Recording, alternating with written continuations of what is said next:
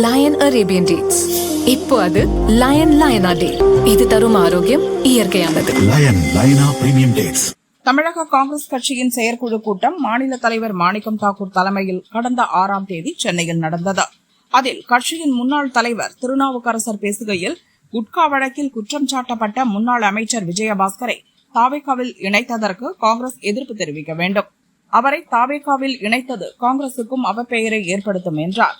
முன்னாள் தலைவர் செல்வ பெருந்தகை பேசுகையில், ஊழல் வழக்கில் உள்ளவரை கட்சியில் சேர்த்துவிட்டு ஊழலை ஒழிப்போம் என இடைத்தேர்தலில் எப்படி வாக்குறுதி அளிக்க முடியும் என்றார். இவர்கள் பேச்சு தாவேகா கூட்டணியில் அதிர்வலைகளை ஏற்படுத்தியது. இதுகுறித்து தமிழக காங்கிரஸ் முன்னாள் தலைவர் KS அழகிரி கூறியதாவது: தாவேகா கூட்டணியில் எந்த குழப்பமும் இல்லை. யார் குழப்பம் விளைவிக்க நினைத்தாலும் அது நிறைவேறாது. ஜெயலலிதா தலைமையிலான அதிமுகவுடன் காங்கிரஸ் கூட்டணியில் இருந்தபோது அதிமுக முன்னாள் அமைச்சர்கள் ஊழல் வழக்கில் தண்டனை பெற்றனர்.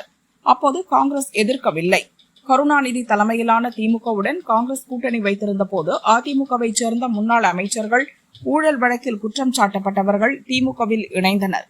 அப்போதும் காங்கிரஸ் எதிர்க்கவில்லை. ஊழல் வழக்கில் சிக்கியிருந்த போதுதான் முன்னாள் அமைச்சரான செந்தில் பாலாஜி திமுகவில் சேர்க்கப்பட்டார். அந்த நேரத்திலும் காங்கிரஸ் எதிர்க்கவில்லை.